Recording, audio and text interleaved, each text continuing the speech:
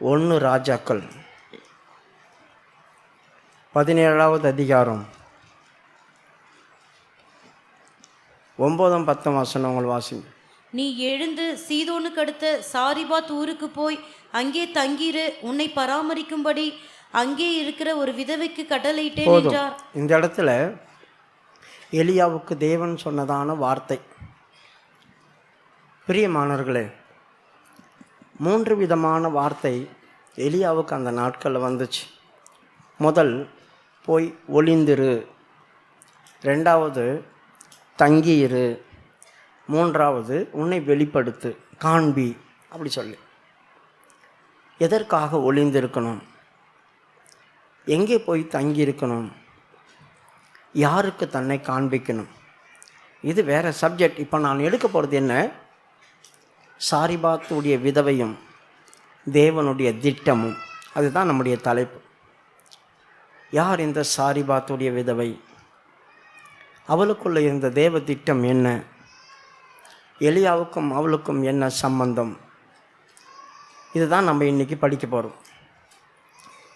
இஸ்ரவேல் ஜனங்கள் தங்கள் தேசத்தில் வந்து சேர்ந்தார்கள். அவர்களுக்கு முதலாவது ராஜா சவுலாயிருந்தான். சவுல் 40 வருஷம் அரசாண்டான்.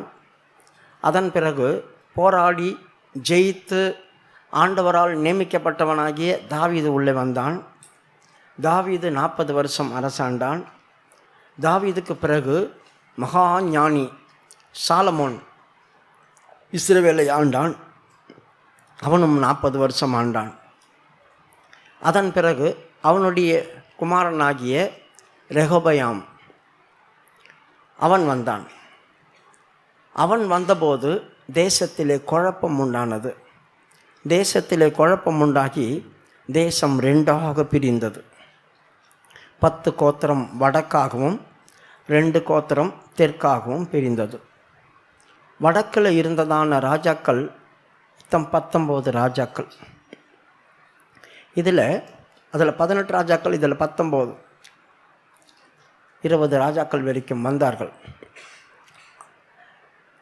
யூதா கோத்திரத்தில் இருந்த ராஜாக்கள் எல்லாமே தாவீதுடைய வம்சத்தில் வந்தவர்கள். அவங்க பிள்ளை அப்படி வந்தவங்க. ஆனால் இஸ்ரவேலில் யார் வேண்டாலும் ராஜாவாய் மாறினாங்க. அதில் வந்ததான ஒருவன் முதல் ரெகொபயாம் இருந்த நாட்களில் எரோபயாம் 10 கோத்திரத்தையும் ரெகொபயாம் யூதாவையும் ஆண்டான். அதில் வந்ததான ராஜாக்கள் வந்துட்டே இருந்தாங்க. அதுக்கப்புறமா 7-8 ராஜாக்களுக்கு பிறகு ஒருவன் வந்தான். அவன்தான் ஆகாப். ஆகாப் அப்படி சொன்ன என்ன? என் தகப்பனுடைய சகோதரன், அப்படிதான் அர்த்தம். ஆகாப். அவன் என்ன செய்தான்? அந்நிய தேசத்தில் போய் ஒரு ஸ்திரியை விவாகம் பண்ணிட்டு வந்தான்.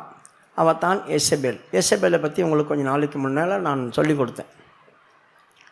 இப்போது விவாகம் முடிஞ்சு அந்த தேசத்துக்குள்ளே வரும்போது இஸ்ரவேல் தேசத்தை இவர்கள் 2 பேரும் சேர்ந்து கெடுத்துட்டாங்க, நாசம் பண்ணிட்டாங்க.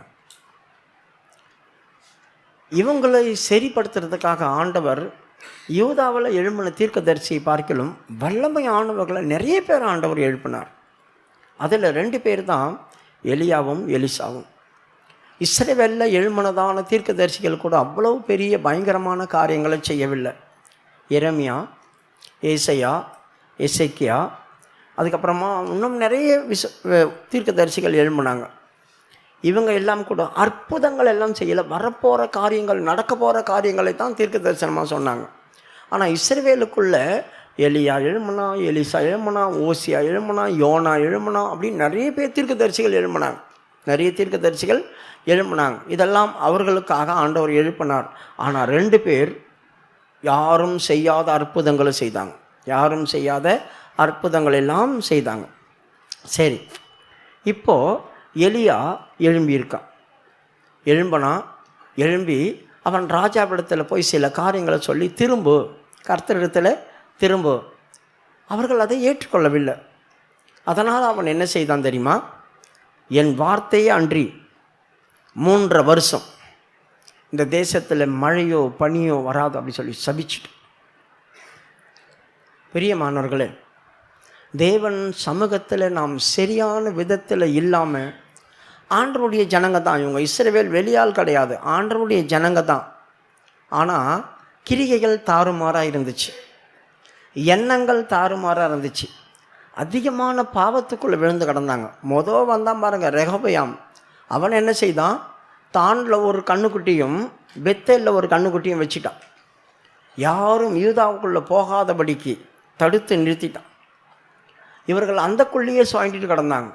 அப்போ இந்த இஸ்ரவேலுக்குள்ளே இருக்கிறதான ஜனங்கள் எல்லாம் தங்கள் மன விருப்பத்தின்படி நடந்தாங்க. தேவனுடைய கட்டளைகளை மறந்தாங்க, தேவனுடைய கற்பனைகளை மறந்தாங்க. அதனால தான் ஆண்டவர் அவங்களுக்கு விசேஷமான சில தீர்க்கதரிசிகளை எழுப்பி, தான் யார், என்னை விட்டு ஏன் நீங்கள் போகிறீங்க அப்படின்ற கேட்குறதான கேள்விக்காகவே அவங்களுக்கு சில காரியங்களை நடப்பித்து வந்தார்.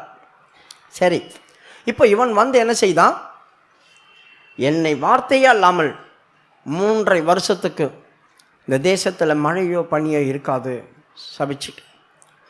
மழை வரலன்னா கூட பரவாயில்ல, பனி ஓரளவுக்கு தேசத்தில் காரியங்களை வாய்க்க பண்ணும், சில மரங்கள் தாக்கு பிடிச்சி நிற்கும். ஆனால் பனியும் இல்லாமல் போச்சுனாக்கா ஒன்றும் இல்லாமல் வனாந்தரம் ஆகிடும், ஒரு பில்லு கூட முளைக்காது. அதனால் இவன் இப்படி சொல்லிட்டு வந்துட்டான். தெய்வத்துக்கு தெரியும் இவன் அவன் கொன்னுடுவான் அப்படி சொல்லி. யாரை? எலியாவை ஆகாப் கொன்னுடுவான் அப்படின்னு தெய்வத்துக்கு தெரியும். அதனால தான் ஆண்டவர் சொன்னார், நீ போய் ஒளிந்து கொள். இப்போ படிங்க 3வது வசனம். நீ இவ்விடத்தை விட்டு கீழ் திசையை நோக்கி போய் யோர்தானுக்கு நேராக இருக்கிற கேரித் ஆற்றண்டையில் ஒளிந்து கொண்டிரு. இப்போ யோர்தானுக்கு நேராக இருக்கிற, யோர்தானில் கிடையாது. இப்போ இவர்கள் யோர்தானுக்கு எதிரே, இதோ ஒரு கோடு வருது பாருங்க, அதுதான் யோர்தான். இது வந்து டெட் சி கடல், மேலே இருக்கிறது கலிலேயா கடல், அதுக்கு நேராக ஒரு கோடு வருதே, அந்த கோடு தான் யோர்தான். இப்போ இவன் யோர்தானுக்கு ஒரு கிளை இந்த பக்கம் போகுது, ஆப்போசிட், அதுக்கு எதிராய் போ அப்படி சொன்னார். இப்போ அதுக்கு எதிராய் அவன் போனான். எதிராய் போய் கிரியாத் ஆற்றண்டையிலே ஒளிந்து கொண்டான். ஏன் கடவுள் அங்கே போய் ஒளிந்து கொள்ள சொன்னார்? அங்கே போனால் கண்டுபிடிக்க மாட்டாங்களா? கிரியாத் ஆர் அப்படி சொல்லிட்டு கேரித்தார் என்று சொல்லி வேதத்தில் தமிழில் இருக்குது. ஆனால் அது கேரித் ஆறு கிடையாது, அது ஒரு ஊற்று, மலைகளிலிருந்து ஓடி வருகிறதான ஒரு நீர் ஓடை. அந்த நீர் ஓடை பெருசாக இருக்காது, சின்னதாக ஓடும். அதை சுற்றி நாணல்கள் முளைச்சிருக்கும், பெரிய பெரிய நாணல்களும் சகதியும் சேருமா இருக்கும் அந்த இடத்துல. இஸ்ரவேல் ஜனங்கள் அந்த இடத்துக்கு அதிகமாய் போக மாட்டாங்க, ஆள் நடமாட்டம் இல்லாத இடங்கள். பிரியமானவர்களே, தேவன் இஸ்ரவேலுக்குள்ளேயே இவனை ஒளிய சொல்கிறார். இஸ்ரவேலுக்குள்ளே எங்கே ஒளிஞ்சாலும் ஆகாப்பு கண்டுபிடிச்சிருவான். அதனால் கேரித் ஆற்றண்டைக்கு நீ போய் ஒளிந்து கொள் அப்படி சொல்கிறார். இந்த கேரித் ஆற்றண்டையில் ஒளிந்து கொள்ளும்போது ஏன் காகத்தை வைத்து நான் உனக்கு போசிப்பேன்னு சொன்னார்? தேவதூதரம் வந்து அவனுக்கு அப்பமும் இறைச்சியும் கொடுத்தான், அது வேறு இடம். ஆனால் இந்த இடத்துல காக்காவை வச்சு ஏன் ஆண்டவர் சாப்பாடு கொடுத்தார்? ஏன் இந்த இடத்துலையும் தேவதூதரை வச்சு சாப்பாடு கொடுத்துருக்கலாமே? அப்பமும் இறைச்சியும் தேவதூதனும் கொண்டு வந்து கொடுத்தான். ஆனால் காக்கா இந்த இடத்துல மட்டும் ஏன் காக்கா கொடுத்துச்சு? படிமா 4வது வசனம். அந்த ஆற்றின் தண்ணீரை குடிப்பாய், அங்கே உன்னை போஷிக்க காகங்களுக்கு கட்டளையிடுவேன் என்றார். அவனை போஷிக்க அந்த இடத்துல தேவதூதர் வரல, காக்கா தான் வந்துச்சு. பிரியமானவர்களே, எதற்காக அந்த இடத்துல காக்கா அவனை போஷிக்க வைத்தார்? ஏன்னா எலியாவை தேட ஆரம்பிச்சிட்டாங்க. அவனை கண்டுபிடிக்கக்கூடாது. அவனை கண்டுபிடிக்காத இருக்கிறதுக்காக தான் கர்த்தர் அந்த இடத்துல அமைச்சார். காக்கா அங்கே ஒரு இடத்துல சுற்றிக்கிட்டே இருக்குன்னு வச்சுங்க, என்ன நினைப்போம் நம்ம? காக்கா அங்கே மேலே ஒரே இடத்துல ரவுண்ட் அடிச்சுட்டு இருக்குனாக்கா என்ன நினைப்போம்? அங்கே எதுவோ எலியோ இல்லை நாயோ ஏதோ மிருகங்கோ செத்து கிடக்கிறதான மிருகத்தை அது சாப்பிட்றதுக்காக காக்கா அங்கே சுற்றிட்டு கிடக்குது, அப்படி தான் நினைப்போம். அப்போ இஸ்ரவேல் ஜனங்கள் தூரத்துலேருந்து பார்க்கும்போது அந்த கேரித் ஆற்றண்டையில் ஒரே காணலாக முளைச்சி கிடக்குது. இப்போ இவன் அதுக்கு நடுவில் இருக்கிறான், அதான் ஒளிந்து இருக்கிறது. அதுக்கு நடுவில் ஒளிந்து இருக்கிறபடினால அங்கே எவன் இருக்க போகிறான்? அங்கே காக்காவும் அது முதல் சுற்றிட்டு கிடக்குது, அங்கே எதனா மிருகங்கள் செத்து கிடக்கும். அதனால் எலியா கண்டிப்பாக அங்கே இருக்க மாட்டான் அப்படின்றதான ஒரு காரியத்துக்கு தான் கர்த்தர் அங்கே போய் ஒளிய சொன்னார் அவனை. இப்போ அவன் எவ்வளோ நாள் ஒளிந்திருந்தான்? கீழே படிச்சுடுவாங்க. அவன் போய் கர்த்தருடைய வார்த்தையின்படியே யோர்தானுக்கு நேராக இருக்கிற கேரித் ஆற்றண்டையிலே தங்கியிருந்தான். காகங்கள் அவனுக்கு விடியற் காலத்தில் அப்பமும் இறைச்சியும் சாயங்காலத்தில் அப்பமும் இறைச்சியும் கொண்டு வந்தது. தாகத்திற்கு அந்த ஆற்றின் தண்ணீரை குடித்தான். தேசத்தில் மழை பெய்யாதபடியினால் சில நாளுக்கு பின்பு அந்த ஆறு வற்றி போயிற்று. அப்பொழுது சில நாள் சென்ற பின்பு அப்படின்னு சொல்லியிருக்குது. இதில் சில மாதங்கள் சென்ற பின்பு தான், சில நாட்கள் அல்ல, சில மாதங்கள். இப்போ சொன்ன உடனே 3 வருஷத்தில் மழை பெய்யாதுனாக்கா ஏற்கனவே அங்கே அந்த வருஷம் மழை பெஞ்சிருக்கோம் இல்லையா? அது அந்த தேசத்தின் பூமி கீழே தண்ணி ஈரப்பதம் இருந்துகிட்டே இருக்கும். இப்போது எடுத்த உடனே காஞ்சிடாது, சில மாதங்கள் செல்லும். சில மாதங்கள் வரையிலும் அவனை காக்கா தான் போஷிச்சது. அந்த இடத்துலையே அந்த ஆறு வற்றி போகிற வரைக்கும் அவன் அங்கே தான் இருந்தான். பிரியமானவர்களே, கேரித் அப்படி சொன்னால் பிரித்தெடுத்தல், சிறு ஓடை. ஆண்டவர் என்ன செய்தார்? இஸ்ரவேலுக்குள்ளேயே இவனை பிரித்து எடுத்தார். ஏன்? நாம் தேவனுடைய சமூகத்தில் இருந்தாலும், நம்மை சுற்றி ஆண்டவருடைய பிள்ளைகள் இருந்தாலும், சரியில்லாதவங்க கண்டிப்பாக அது உள்ளே இருப்பாங்க. இந்த சரியில்லாதவங்களோடு உனக்கு ஒரு ஐக்கியம் இருக்கக்கூடாது. நீ அவங்கள விட்டு பிரிஞ்சு தான் இருக்கணும். நல்லா புரிஞ்சுக்கொள்ளுங்க.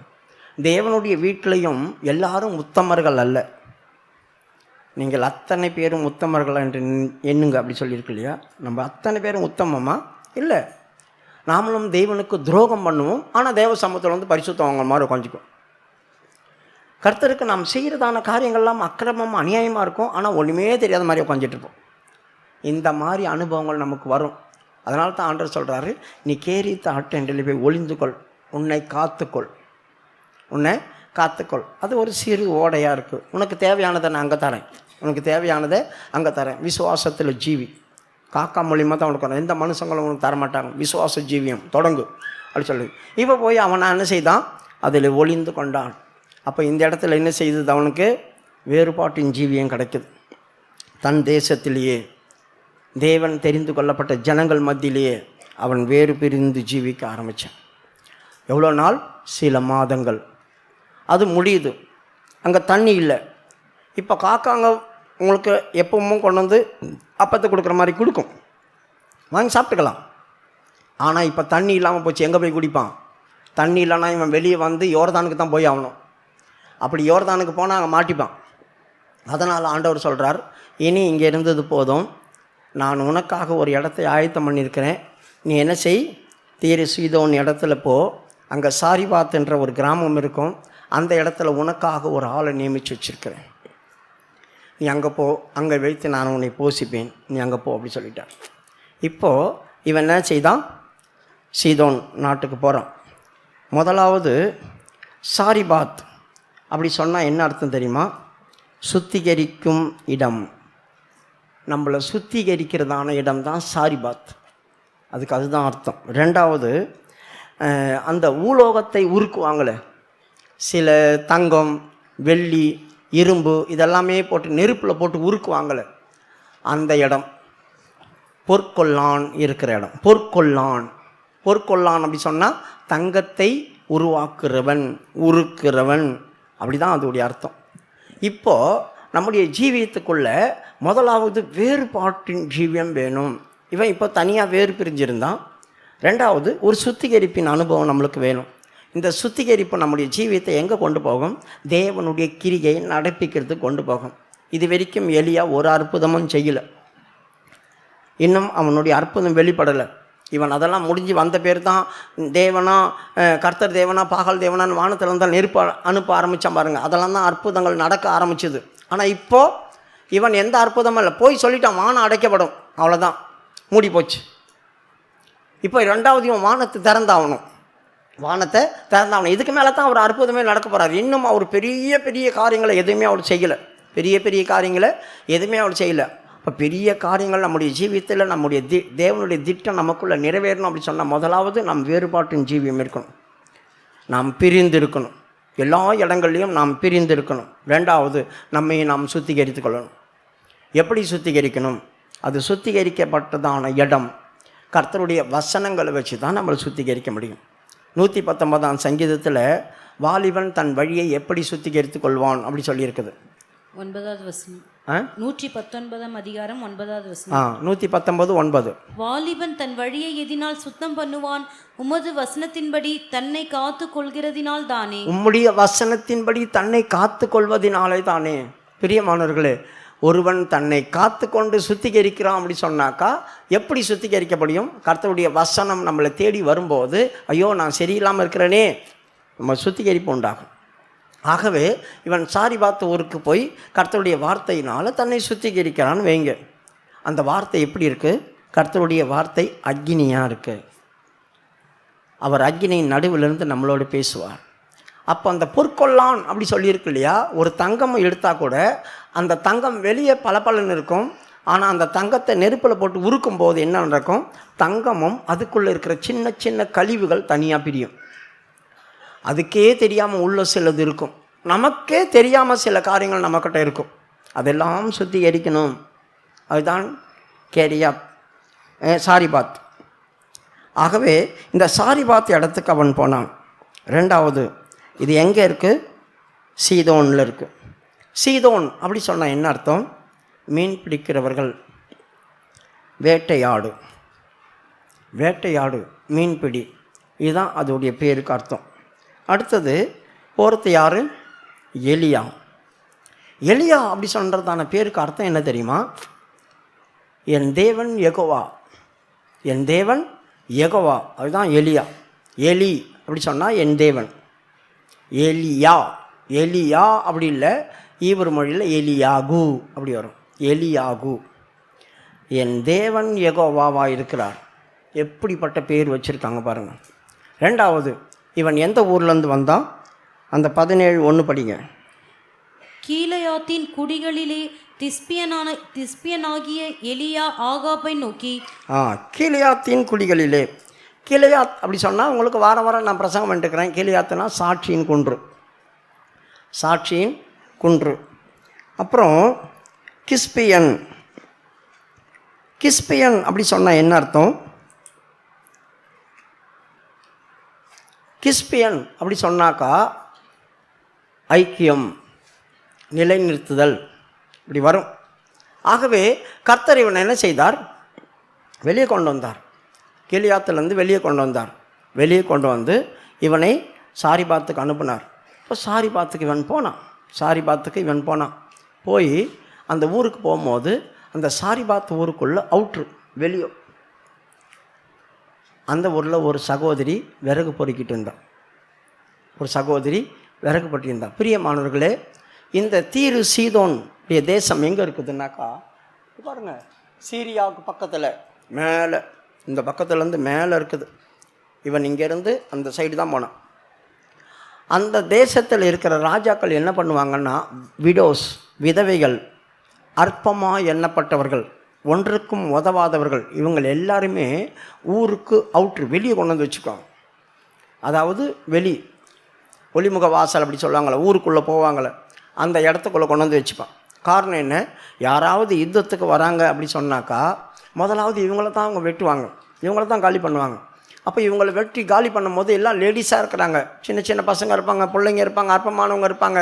அவங்கெல்லாம் எதிர்த்து சண்டை போட முடியாமல் கூச்சல் இடுவாங்க, சத்தம் போடுவாங்க. அப்படி ஊருக்கு வெளியே சத்தம் கேட்க ஆரம்பிச்சிச்சுன்னா அவங்க எச்சரிப்பாயிடுவாங்க.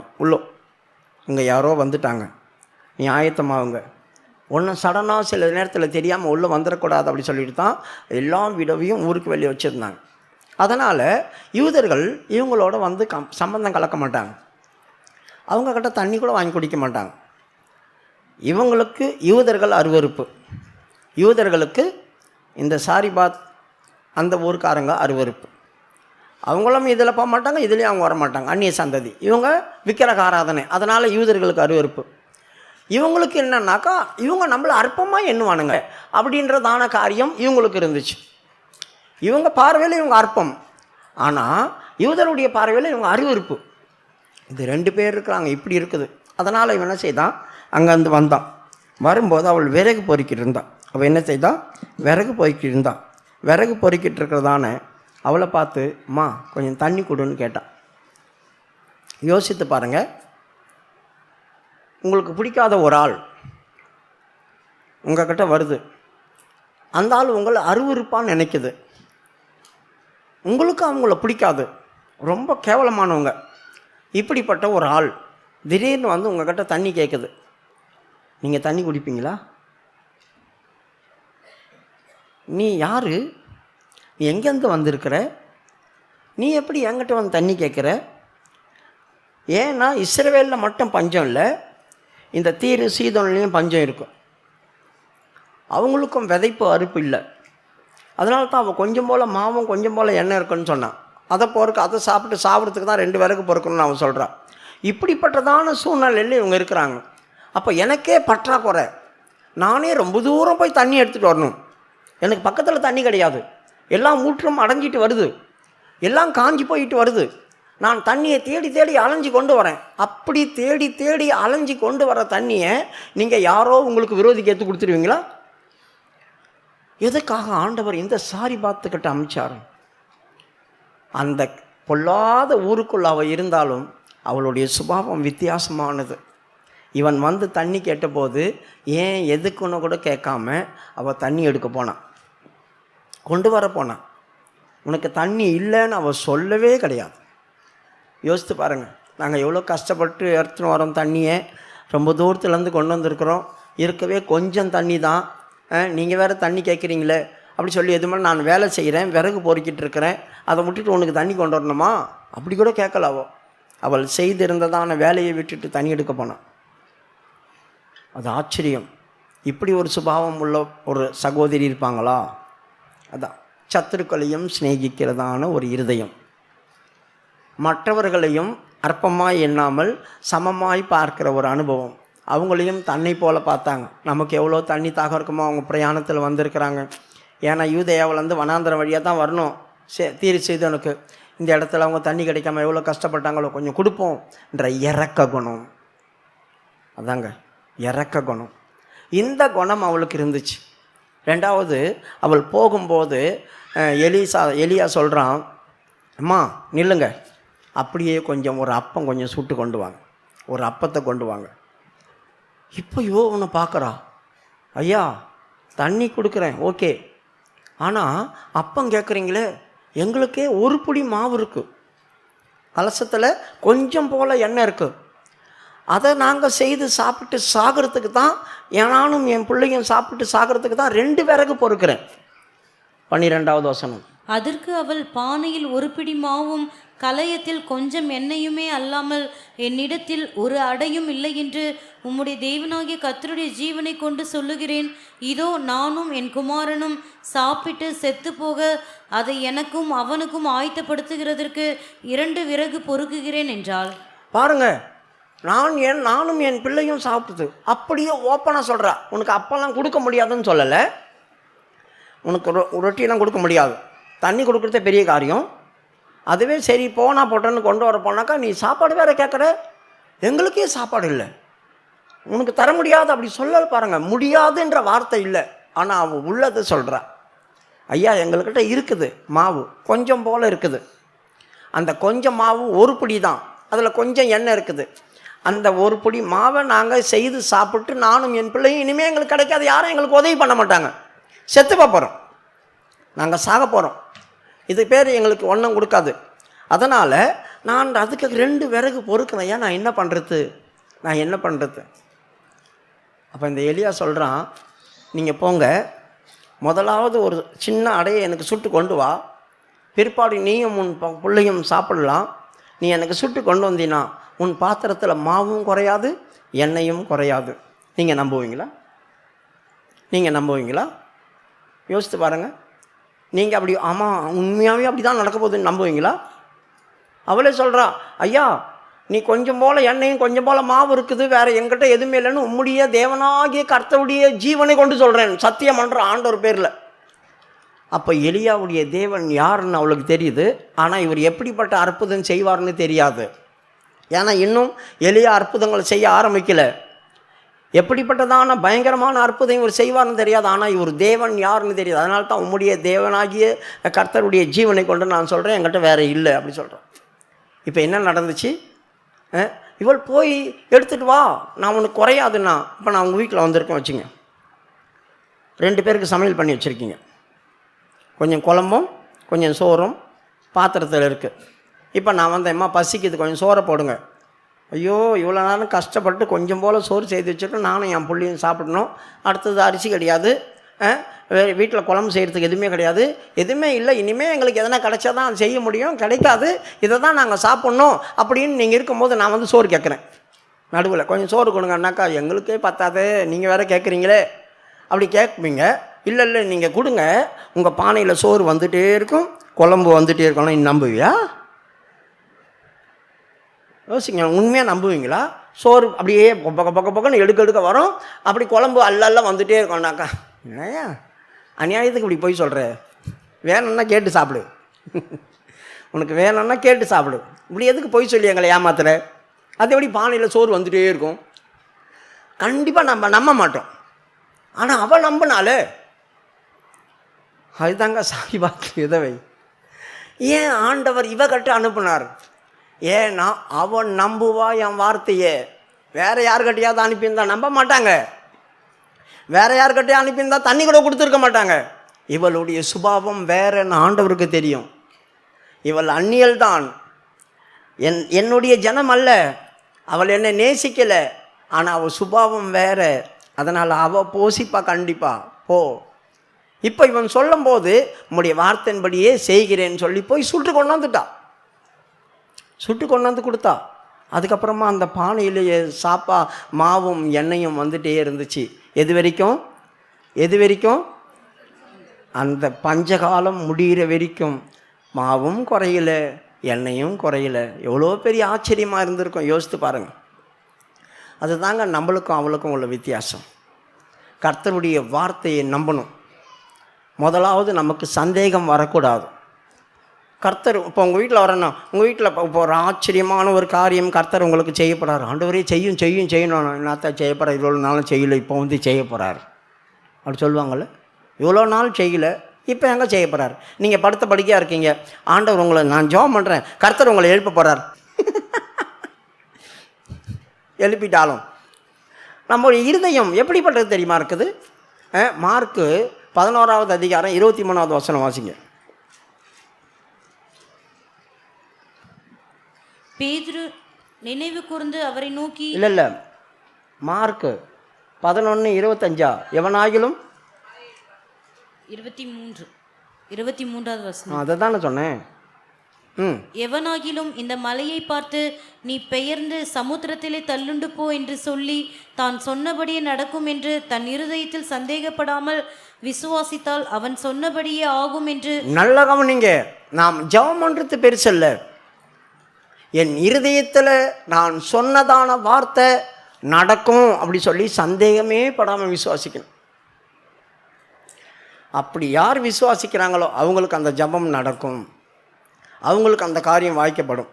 சொல்லிட்டோம், சொன்ன பேரும் நீங்கள் தான் உங்கள் வாயில் சொன்னீங்க கர்த்தருடைய வார்த்தையை. நடக்குமோ நடக்காதோ சொல்லிட்டு வந்திருக்கிறேன், நடக்குமோ நடக்காதோ அப்படி சொல்லி சந்தேகப்பட்டு இருந்தோம்னா கண்டிப்பாக நடக்காது. ஏன்னா என் இருதயத்தில் இருக்க சந்தேகம் என்னை கர்த்தருடைய வல்லமையான வார்த்தைக்கு விட்டு வெளியே கொண்டு போயிடும்.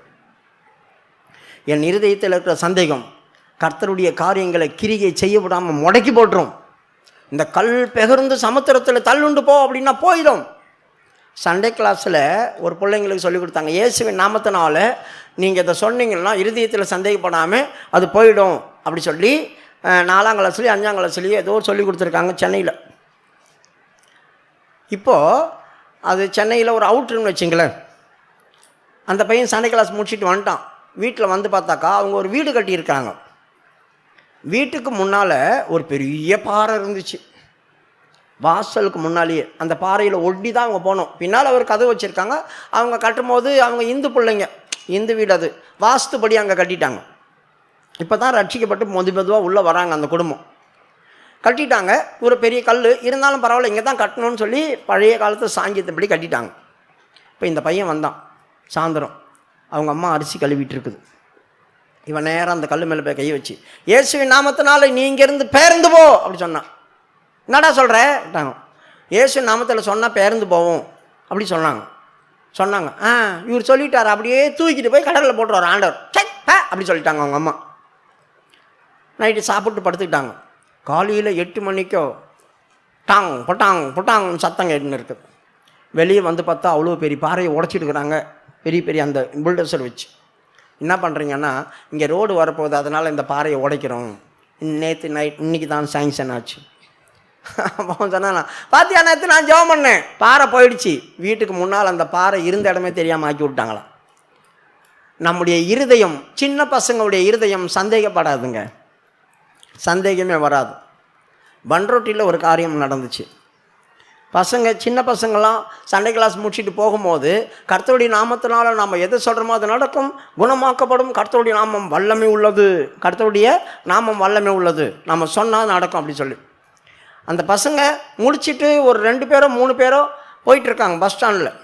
பஸ் ஸ்டாண்ட் வழியாக போயிட்டுருக்கும்போது ஒரு பிச்சைக்காரன் உட்காந்தான், குஷ்டரோகி உட்காந்துருந்தானே. அவங்கள்ட்ட போயிட்டு பிச்சை எடுத்துருந்தவனே, இயேசுவின் நாமத்தில் நீ சுகமாக அப்படி சொன்னாங்க இந்த பசங்க. இயேசுவின் நாமத்தில் சுகமாக சொன்ன உடனேயும் அவர் குஷ்டரோகம் நீங்கள் போச்சு 5 நிமிஷத்துக்குள்ள. எல்லாரும் பார்த்துட்டு இருந்தாங்களாம். அவன் அந்த டிஃபன் ஒரு தூக்கு டிஃபன் மாதிரி வச்சுருப்பாளா, போட்டுட்டு ஓடினான். இதெல்லாம் கற்பனை கதை இல்லைங்க, உண்மையாக நடந்தது. தண்டர்பட்டியில் ஒரு 3 வயசு பிள்ளைய கொண்டாந்து சபையில் சண்டே கிளாஸில், ஒரு பிரான்ச்சு சண்டே கிளாஸில் விட்டாங்க. ஆண்டவருடைய நாமம் பெரியது, நம்ம சொன்னால் நடக்கும்னு. அந்த பிள்ளை சண்டே கிளாஸ் முடிச்சு வீட்டுக்கு போகும்போது அவங்க அம்மா வயிற்று வலியில் துடிச்சிட்டு இருந்தாங்களாம். அதோடைய சின்ன கையை கொண்டு போய் அது மாதிரி அவங்க அம்மா வயிற்றில் வச்சு, ஏசப்பா எங்கள் அம்மாவுக்கு சுகம் கொடு, ஏசப்பா எங்கள் அம்மாவுக்கு சுகம் கொடுன்னு சொல்லி ஜெபம் பண்ணிச்சான். அதை சொல்லி 2-3 நிமிஷத்துக்குள்ளே அவங்க அம்மாவுக்கு வயிற்று வலி போயிடுச்சு. அடுத்த வாரம் தூக்கிட்டு வந்து அந்த பிரான்ச்சு, சர்ச்சுக்கு இல்லை, அந்த சண்டே கிளாஸுடைய பிரான்ச்சில் வந்து அந்த அம்மா சாட்சி சொல்லிட்டு போச்சு. நான் ஒரு காரியம் சொல்லணும், நான் போன வாரம் ரொம்ப வயிற்று வலியில் கஷ்டப்பட்டேன். என் பிள்ளை இந்த சின்ன கையை கொண்டு வந்து என் வயிற்றில் வச்சு, ஏசப்பா எங்கள் அம்மாவுக்கு சுகம் கொடு, எங்கள் அம்மா அழுகுறாங்களே, ஏசப்பா எங்கள் அம்மா சுகம் கொடுன்னு சொல்லி சொன்னான். எனக்கு உடனே சுகம் கிடச்சிது. வயிற்று வலி எங்கே போச்சுன்னு தெரியல. ஆச்சரியம். அவங்க அப்புறமா தான் ரட்சிக்கப்பட்டாங்க. தேவனுடைய வார்த்தை ஒரு நாளும் பொய் ஆகாது. நாம் நம்பணும். உன் இருதயத்தில் சந்தேகம் இருந்துச்சு அப்படி சொன்னால் நாம் எவ்வளோ தான் வல்லமையாக ஜெபம் பண்ணாலும் நடக்காது. அதனால தான் எவனாகிலும் ஜெபம் பண்ணும்போது இந்த வார்த்தையை சொல்லிட்டு அப்புறமா உன் இருதயத்தில் சந்தேகப்படாமல் இருந்தால் அது அப்படியே நடக்கும். பிரியமானவர்களே, நமக்குள்ளே இருக்கிற அவிசுவாசம் நமக்கு நடக்கணும் அப்படின்னு நினச்சா கூட நடக்க விடாமல் நம்மளை தடுத்து நிறுத்திடுவோம். மார்க் 9வது அதிகாரம் 24வது வசனம் வாசிக்கும் போது, அந்த இடத்துல ஒரு மகனை ஒரு தகப்பன் கூட்டிகிட்டு வரான். கூட்டிகிட்டு வந்து சீசர்களால் ஓட்ட முடியல. இப்போ சீசர்களால் ஓட்ட முடியாமல் போயிடுச்சு. இப்போ இயேசு வந்தார். ஒரே ஜேன்னு ஜனங்க நிற்கிறாங்க. என்ன இங்கே விஷயம்? ஐயா, நான் என் பிள்ளைய பிசாசு பிடிச்ச பிள்ளைய உங்கள்கிட்ட கூப்பிட்டு வந்தேன், உங்களுடைய சீசர்களால் ஓட்ட முடியல, அதனால் ஒரே தர்க்கம் நடந்துட்டு இருக்குது. இப்போது ஆண்டவர் வந்து அவங்களுக்கு ஒரு காரியத்தை சொல்லிட்டு போயிட்டார். அப்போ அவங்ககிட்ட கேட்குறாரு அந்த தகப்பங்கிட்ட, நான் இதை செய்வேன் என்று நீ விசுவாசிக்கிறாயா அப்படி சொல்லி 43 கேட்குறாரு. நான் இதை செய்வேன் என்று நீ விசுவாசிக்கிறாயா? அப்போது அவன் சொல்கிறான், விசுவாசிக்கிறேன் ஆண்டவரே, ஆனாலும் எனக்குள்ளே இருக்கிற அவிசுவாசம் நீங்கும்படி எனக்கு உதவி செய்யும் என்று சத்தம் போட்டு சொன்னான். இப்போ 44 வாசி. உடனே பிள்ளையின் தகப்பன், விசுவாசிக்கிறேன் ஆண்டவரே, என் அவிசுவாசம் நீங்கும்படி உதவி செய்யும் என்று கண்ணீரோடே சத்தமிட்டு சொன்னான். அதுதான் அறிக்கை.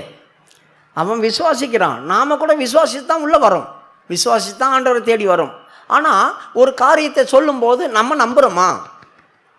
நமக்குள்ளே இருக்கிற அவிசுவாசம் எங்கே குணமாக போகுது, எங்கே சரியாக போகுது, இவன் எங்கே திருந்த போகிறான், இவன் எங்கே திருந்த போகிறா, இது இப்படியே தான் இருக்கும், இந்த வியாதி இப்படியே தான் இருக்கும், இப்படியே தான் நம்முடைய இருதயத்துக்குள்ளே இருக்குது. இப்போ சீசர்களால் ஓட்ட முடியல. சீசர்கள் போய் மரித்தோரை எழுப்புனாங்க, வியாதிகள் சுகமாக்கப்பட்டுச்சு. அவங்களே வந்து சொல்கிறாங்க, ஆண்டவரே உம்முடைய நாமத்தினால பிசாசு எங்களுக்கு கீழ்ப்படியுது. அப்போ பிசாசுகளை துரத்தினாங்க. ஏன் இந்த ஆவியை துரத்த முடியல? ஏன் துரத்த முடியல தெரியுமா? இப்போ அந்த தகப்பன் கூட்டிகிட்டு வந்து சொல்கிறான், பார்த்தீங்களா, நான் சிறு வயது முதல் இவனுக்கு இந்த பேய் பிடிச்சிருக்குது, அவனை எங்கே வேணாலும் அலக்கடிச்சு சாகடிக்க பார்க்குது, நான் எங்கெங்கேயோ கூட்டிகிட்டு போயிட்டேன், ஒன்றுக்கும் சுகமாக, நீ ஏதாவது எங்களுக்கு செய்யக்கூடுமானாலும் செய்யும் அப்படி சொன்னாலும் ஆண்டவர்கிட்ட. அதுவே அவிசுவாசமான வார்த்தை தான். இப்போ சீசர்கிட்ட கொண்டு வரும்போது சீசர்கிட்ட என்ன சொல்லியிருப்பான்? ஐயா, சின்ன வயசுலேருந்தே இந்த பிரச்சனை இருக்கியா, நாங்கள் நிறைய இடத்துல கூப்பிட்டு போனோம், யாரும் சுகமாக்குறாங்க, சுகமாக்க முடியல. நீங்கள் எதனா பண்ணுவீங்களா, சுகமாக்குவீங்களா? அப்படி நம்ம சீசர்களுக்கு ஏற்கனவே பிசாசு துரத்து நாள் தான். ஆனால் இப்படி வந்து சொன்ன உடனே, ஐயோ ரொம்ப நாள் வருஷமாக இருக்குது, பெரிய பெரிய ஆளுங்கள்லாம் ஜெபம் பண்ணியிருக்காங்க, ஒருத்தனுக்கு சுகமாகல, நான் ஜெபம் பண்ண சுகமாயிடுமா? உடனடியாக அவனுக்குள்ளே இருக்கிற அவிசுவாசம் இவனுக்குள்ளே பூந்துச்சு. அப்போது தலைக்கீழ் என்ன கூட. அதனால தான் ஆண்டவர் சொன்னார், இந்த ஜாதி பிசாசை உபவாசத்தினாலும் ஜபத்தினாலும் வேறு எதுலையும் துரத்த முடியாது. உனக்கு ஜெபம் பண்ண முடியல, உனக்கு அவிசுவாசம் வருது, உன்னால் முடியல, ஆனால் டக்குன்னு என்ன செய், உபவாசம் போடு. இந்த உபவாசம் எதுக்கு போட சொன்னார் ஆண்டவர்? உபவாசம் போட்டால் வல்லமை பெருகிடும் இல்லை, உபவாசம் போட்டால் நம்ம உபவாசிக்கிறோம், நடக்கும் நடக்கும் நடக்கும், நமக்குள்ளேயே தேத்திக்கும். அந்த ஒரு காரணத்துக்கு தான். இல்லைன்னா ஜெபம் பண்ணும்போது அது போயிடும், ஜெபம் பண்ணும் போதே போயிடும். உனக்கு சந்தேகம் வந்துடுச்சு, இப்போது அந்த சந்தேகத்தை வெளியே கொண்டு போகணும். அதுக்காக ஆண்டவர் என்ன பண்ணார், உபவாசம் போட்டால் போயிடும், உபவாசம் போட்டால் போயிடும். அதுக்கு நமக்காக தான் ஆண்டவர் சொல்லி கொடுத்தார். பிரியமானவர்களே, கர்த்தருடைய வார்த்தை விசுவாசி. அந்த மனுஷன் சொல்கிறான், நாங்கள் நிறைய பேர்கிட்ட போயிட்டோம், ஆனால் எங்களை சுகமாகலை, நீர் ஏதாவது செய்யும். என் இருதயத்தில் இருக்கிற அவிசுவாசத்தை நீக்கி போட ஆண்டவரே என்று சத்தமிட்டு கண்ணீர் விட்டான். அந்த அறிக்கை அவன் ஜீவியத்திலையும் ஆண்டவர் சரிப்படுத்தினார். அந்த மகனையும் ஆண்டவர் குணமாக்கினார். தகப்பனுடைய இருதயத்துக்குள்ள அவிசுவாசம் இருக்கிற வரைக்கும் புள்ள சரியாகாது. முதலாவது உன் இருதயத்தில் இருக்கிற அவிசுவாசம் நீங்கணும், அப்போ தான் புள்ள சரியாகும். ஆகவே கர்த்தர் நமக்குள்ளே இருக்கிற விசுவாசம் சரியாச்சுனாவே நம்ம குடும்பம் சரியாயிடும். இல்லைன்னா நம்ம குடும்பம் அவிசுவாசத்துக்குள்ளே போயிட்டுருக்கும். இந்த சாரிபாத் விதவை பாருங்கள், உன் பானையில் மாவு குறையாது, உன் கலசத்தில் எண்ணெய் குறையாதுன்னு அவன் நம்பினா ஆண்டவருடைய வார்த்தையை. அவன் தெய்வம் வேற. ஆனால் இவன் சொன்னது அவன் நம்பினான், அவன் நம்பி போனான், செய்து கொண்டு வந்தா. கர்த்தருடைய வார்த்தையின்படியே நடந்துட்டு வந்துச்சு.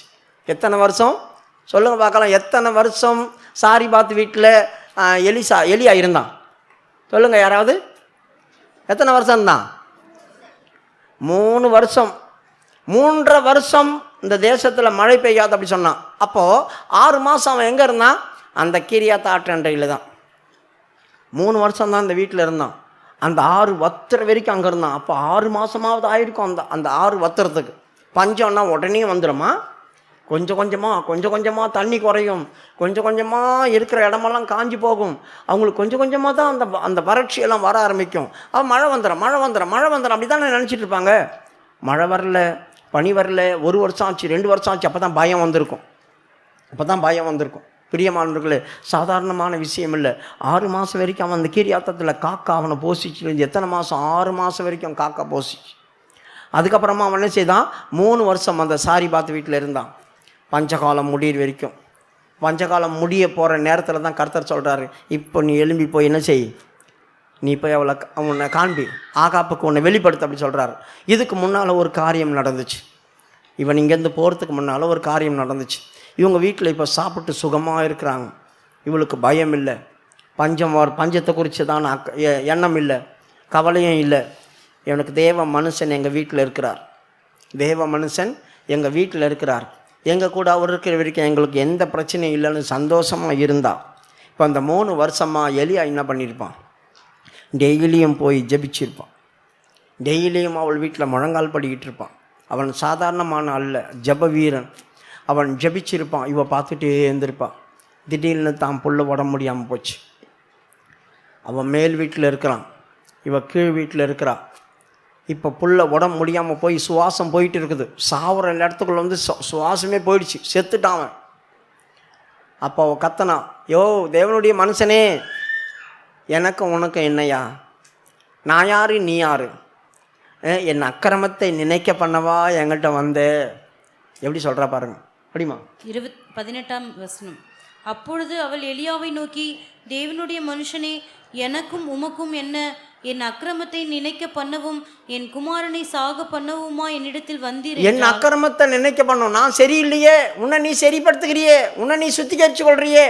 கர்த்தருடைய அக்னிமயமான வார்த்தைகள் வந்து நீ சுத்திகரிச்சுட்டே இருக்கிற, ஆயத்தமாயிட்டே இருக்கிற. எனக்கு அக்கிரமம் இருக்கு, என் ஜீவியத்தில் வந்த அக்கிரமம் தான் என் பிள்ளைக்கு இந்த கதியாயிருக்கு. அவ தன்னை அறிக்கை செய்தா, என் அக்கிரமத்தை நினைக்க பண்ணவா இங்கே வந்த, என் பிள்ளையை சாகடிக்கவா வந்த. பிரியமானவர்களே, ஒரு வீட்டில் ஒரு தேவனுடைய மனுஷன் இருக்கிறான் அப்படி சொன்னாக்கா அந்த வீட்டில் சுத்திகரிப்பு உண்டாயிடும், சரியான சுத்திகரிப்பு உண்டாயிடும். அவர்கள் பாதுகாப்பாக அந்த வீட்டுக்குள்ளே இருப்பாங்க. ஆகவே இந்த இடத்துல அவனுடைய சாகரம், என் புள்ள செத்து போயிட்டானே, என் அக்கிரமத்தை நீ வெளிப்படுத்த வந்த உனக்கு எனக்கு நீ யார் நான் யார், என்னக்கிட்ட இங்கே வந்தியே, உன் தெய்வம் எப்படிப்பட்டன்னு இந்த 3 வருஷமாக எனக்கு சொல்லி கொடுத்தியே, நான் அந்த தெய்வத்தை நேசிக்கிறேனே, இப்போ என் பாவத்தை நிமித்தம் என் புள்ள சாகுறானே அப்படி சொல்கிறா. உடனே அவன் கீழே வந்து, உன் பிள்ளை என்கிட்ட கூட அப்படி சொல்லி கொண்டு போய் மேலே, ஆண்டவர் இந்த வீட்டில் என்னை வந்து தங்க வச்சே, நான் இந்த வீட்டில் இருக்கிறேன், இந்த வீட்டில் துக்கம் உண்டாக்கவா என்னை இங்கே கொண்டு வந்தேன். பிரியமானவர்களே, ஒரு ஊழியக்காரன் ஒரு சபைக்குள்ளே இருக்கும்போது அங்கே நிறைய பேர் துக்கப்படக்கூடாது, ஆறுதல் அடையணும், சத்தியத்தில் வளரணும், தெய்வத்தை பற்றி தெரிஞ்சு கொள்ளணும், அவர்களுடைய ஜீவியத்தில் சில மாற்றங்கள் உண்டாகணும், அவர்களுக்கு ஏதாவது பிரச்சனைனா திறப்பின் வாசலில் நிற்கணும். அந்த ஊழியக்காரன் அதுக்கு தான் அந்த சபையில் வச்சுருக்கிறார், வேறு எதுக்குமே இல்லை. அவர்களுக்கு எதனா ஒன்றா இவங்க தான் முழங்கால் போடணும், அதுக்கு தான் வச்சிருக்கிறார். அவளுக்கு முழங்கால் போட தெரியாது. அவளே சொல்கிறான், நானே பாவி, நான் சரியில்லாத இருக்கிறேன், அதனால தான் என் பையன் சாவுறான். இப்போ அவன் முழங்கால் போட முடியாது. எலியா தான் முழங்கால் போடணும், எலியா தான் ஜபிக்கணும். ஆண்டவர் சமூகத்தில் அவன் போராடி ஜபித்தான். 3 முறை அவன் அப்படி இப்படி சுற்றி அவன் மேல் விழுந்து ஜெபம் பண்ணான். கர்த்தர் என்ன செய்தார்? அவனை எழுப்பினார், அந்த குழந்தைக்கு உயிர் கொடுத்தார். அவன் செய்ததான முதல் அற்புதம் இது. 2வது ஒன்று, அந்த பானையில் எண்ணெயும் அந்த கலசத்தில் எண்ணெயும் பானையில் மாவும் வந்துகிட்டே இருந்துச்சு, அது ஒரு அற்புதம். 2வது இவன் செய்த பெரிய அற்புதம், அந்த குழந்தைய உயிரோடு எழுப்பினான். 21வது வசனம். அந்த பிள்ளையின் மேல் 3 தரம் குப்புற விழுந்து, என் தேவனாகிய கர்த்தாவே, இந்த பிள்ளையின் ஆத்துமா அவனுக்குள் திரும்பி வர பண்ணும் என்று கர்த்தரை நோக்கி விண்ணப்பம் பண்ணினான். பார்த்தீங்களா? அவன் இந்த ஆத்துமா திரும்பி வரட்டும், உயிர் போயிடுச்சு. எலிசா மட்டும்தான் ஒரு செத்த பையனை உயிரோடு எழுப்பினான் நீங்கள் நினைக்கிறீங்க? இல்லை, எலியா அதுக்கு முன்னால் எழுப்பிட்டான், உயிர் போயிடுச்சு. அதனால தான் இந்த ஆத்துமா திரும்பி வர பண்ணும் அப்படி சொல்லி 3 முறை அவன் ஜெபித்தான், அவன் எழும்பிட்டான். கர்த்தர் எலியாவின் சத்தத்தை கேட்டார், பிள்ளையினுடைய ஆத்துமா அவனுள் திரும்பி வந்தது, அவன் பிழைத்தான். பார்த்தீங்களா? பிள்ளையுடைய ஆத்துமா அவனுக்குள்ளே திரும்பி வந்து அவன் பழச்சிட்டான். அப்போ யாருடைய சத்தத்தை கேட்டு திருப்பி அமைச்சார்? எலியாவுடைய சத்தத்தை கேட்டு தான் திருப்பி அமைச்சார். அவன் தான் அந்த வீட்டுக்கு காவலாளி. ஒரு சபை அப்படின்னாக்கா அந்த சபைக்கு உடைய நடத்துகிறதான அந்த நடத்திக்காரன் தான் அந்த சபைக்கு காவலாளி. அந்த காவலாளியே சரியில்லாமல் போயிடுச்சுன்னா சபை நாரி போயிடும், நாசமாக போயிடும். அப்போது அவன் சரியான விதத்தில் தேவ சமூகத்தில் நின்று பாதுகாக்கப்படணும். ஒருத்தனையும் சாக விடக்கூடாது, ஒருத்தனையும் பின்மாற்றத்தின் போக விடக்கூடாது, ஒருத்தனையும் ஆவிக்கிற ஜீவித்தில் மறைக்க விடக்கூடாது. எல்லாரையும் உயிர்ப்பிக்கிறது தான் அவனுடைய வேலை. எல்லாரையும் ஜெபம் பண்ணி உயிர்ப்பி ஆண்டவருக்குள்ளவா, நல்ல அந்நிய பாஷை பேசு, அபிஷேகத்துக்குள்ளவா. இதுதான் அவனுடைய நோக்கமாக இருக்கணும், இதுதான் அவனுடைய சித்தமாக இருக்கணும். ஆவியில் அவங்கள உயிர்ப்பிச்சு கொண்டு வரணும், ஆவியில் அவங்கள சரியாக இடத்துல நிற்க வைக்கணும். இதுதாங்க. எந்த கத்தினா கட்டுப்போம், நாசமாக போட்டோம், எனக்கு ஒன்றும் தெரியல, நீங்கள் எப்படின்னா போங்க அப்படி சொல்கிறவன் ஊழியக்காரன் இல்லைங்க. அவன் ஊழியக்காரன் புசிப்பும் குடிப்பும் ஒரு ஊழியக்காரனுக்கு இல்லை. அவன் திறப்பின் வாசல் நிற்கணும். தன் ஜீவனை இழந்தால் அதுக்கு என் ஜீவனுக்கு இடம் உனக்கு ஜனங்களை தருவேன். உன் ஜீவன் முதலாவது வெளியே போன அந்த ஜீவனுக்கு இடம் தான் ஆண்டவர் ஆத்துமாக்களை தருவான். ஆகவே இந்த சாரிபாத்துடைய காரியத்தை கர்த்தர் என்ன செய்தார்? நிறைவேற்றினார். அவள் தேவ ஜனங்களுக்கு அவள் உண்மையாக இருந்தாள். அவள் எந்த சுபாவத்தை எந்த காரியத்திலும் அவள் இல்லைன்னு சொல்கிற வார்த்தை வாயில் வரவே வராது. நல்ல சுபாவம் உள்ளவோ, கேட்டதை உடனேயும் கொடுத்துருவா, தனக்கு இல்லைன்னா கூட கொடுத்துருவா. அவங்க வீட்டில் ஒரு மனுஷனை அந்நியரை வச்சுருந்தா, பாதுகாப்பாக வச்சுருந்தா. அவங்க வீட்டில் தேவனுடைய அற்புதம் நடந்தது. இது ஒன்று. 2வது, இப்போது தேவனுடைய திட்டம் இந்த சாரிபாத் ஊரில் நிறைவேறிச்சியா அப்படி சொன்னனே. எப்படி நிறைவேறிச்சு தெரியுமா? லூக்காவுடைய புஸ்தகம் 4வது அதிகாரம் 18 ஆண்டவர் தன் சொந்த ஊருக்கு வந்தார், தான் பிறந்த ஊருக்கு வந்தார். ஊருக்கு வரும்போதுக்கு முன்னாலேயே அங்கே தான் நாசரேத்தில் தான் யோசேப்பும் மரியாளும் இருக்கிறாங்க. அந்த ஊருக்காரங்களுக்கெல்லாம் சில காரியங்கள் நியூஸ் கேட்குறாங்க. எப்பா உங்கள் பையன் பயங்கரமாக விளையாட்டு காட்டுறாராமே, அற்புதம் செய்கிறாராமே, அதை பண்ணுறாராமே, இதை பண்ணுறாராமே கேள்விப்பட்டோம். அப்போ யோசேப்பு தான் சொல்லியிருப்பான், ஆமாம்மா நானும் கேள்விப்பட்டேன், எனக்கு கூட தெரியல, நானும் என் பையனை பார்க்கணுன்னு தான் இருக்கிறேன், அவன் அங்கே இருக்கிறான் இங்கே இருக்கிறான். அப்புறம் கேட்டால் அங்கே இருக்கிறாங்கன்னு சொல்கிறாங்க, அப்புறம் கேட்டால் இங்கே இருக்கிறான்னு சொல்கிறாங்க, என்னென்னமோ சொல்கிறாங்க. வரட்டும், வந்த பேர் தான் தெரியும், நானும் பார்த்ததில்லை. ஜனங்களெல்லாம் எதிர்பார்த்துட்டு இருக்கிறாங்க. இப்போது ஆண்டவர் அவர் ஊருக்கு வந்துட்டார். அவர் ஊருக்கு வந்த பேர் வழக்கம் போல் அவர் தான் பைபிள் வாசிப்பார். வழக்கத்தின்படி அவர் தேவாலயத்துக்கு போனார் அப்படி சொல்லியிருக்குது. சின்ன வயசுலேருந்தே அவர் வேதத்தை வாசிட்டு வந்தார். இப்போ அவர் தேவாலயத்துக்கு போனார். அவர் வாசிக்கிறதுனால அவர் கையில் கொடுத்துட்டாங்க. இப்போ அவர் என்ன செய்கிறார்? வாசிக்கிறார். 4:18 தாம் வளர்ந்த ஊராகிய நாசரேத்துக்கு அவர் வந்து தம்முடைய வழக்கத்தின்படியே ஓய்வு நாளில் ஜெப ஆலயத்திலே பிரவேசித்து வாசிக்க எழுந்து நின்றார். அப்பொழுது ஏசாயா தீர்க்கதரிசியின் புஸ்தகம் அவரிடத்தில் கொடுக்கப்பட்டது.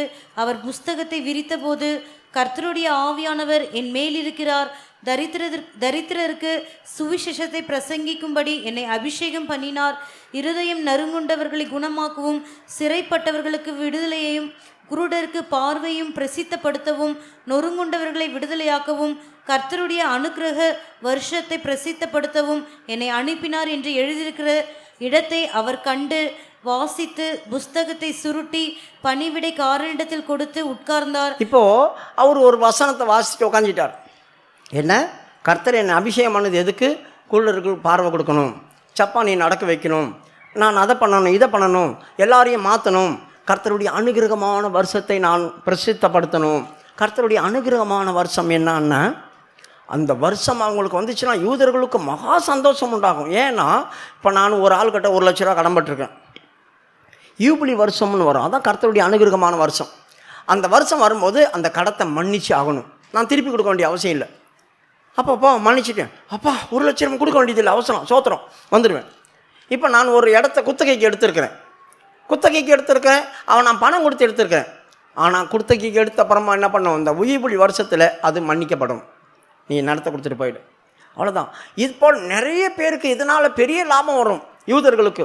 இப்போ அவங்களுக்கு இதை கேட்டவொடனே பெரிய சந்தோஷம். ஐயோ, நம்மளுடைய வாழ்க்கையில் எல்லாத்துலேருந்து விடுதலை கிடைக்க போகுது, எல்லாத்துலேருந்து விடுதலை கிடைக்கும்.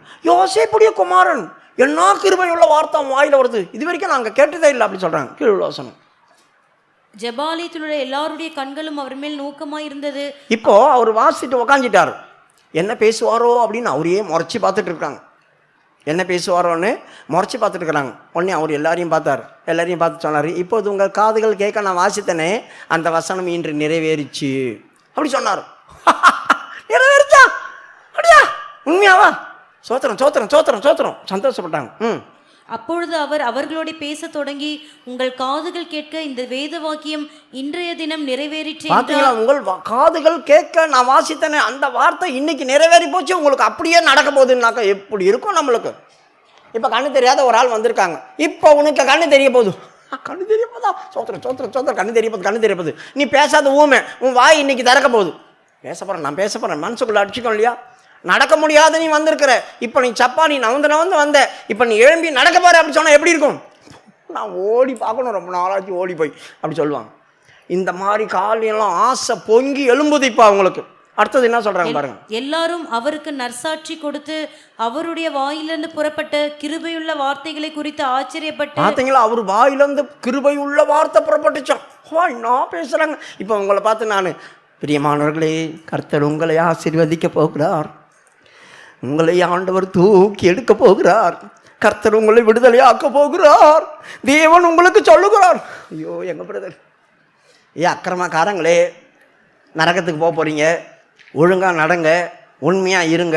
வந்துட்டான் எங்கேருந்து வந்தானே தெரியல, லூசு பையன். ஒரு நாளாவது நல்லதை பேசுகிறானா? எப்போ பார்த்தாலும் நரகம் நரகம் நரகம் நரகம் கர்மத்தில் அப்படிதானே சொல்லுவீங்க. அங்கே என்ன வார்த்தை வருது பாருங்க. இப்போ தான் சொல்கிறாங்க, புகழ்றாங்க ஆண்டவரை. யார் இவரு? யோசேப்புடைய மகன். படிமா. இவன் யோசேப்பின் குமாரன் அல்லவா? பார்த்தீங்களா, யோசேப்பு நம்ம கூட இருந்த பையன். இந்த தச்ச வேலைலாம் செய்வானே. நீங்கள் நினைக்கிறீங்களா தச்ச வேலை செய்வானா? அவர் தச்ச வேலை செய்கிறவர் இல்லை, பெரிய பெரிய பட்டணத்தை உருவாக்குறது தானே. ஆடிட்டா என்ன சொல்லுவாங்க, பெரிய பெரிய இன்ஜினியருங்க வேலை செய்வாங்களே. ஆடிட்டக்கா என்னது? சத்தமாக சொல்லுங்க.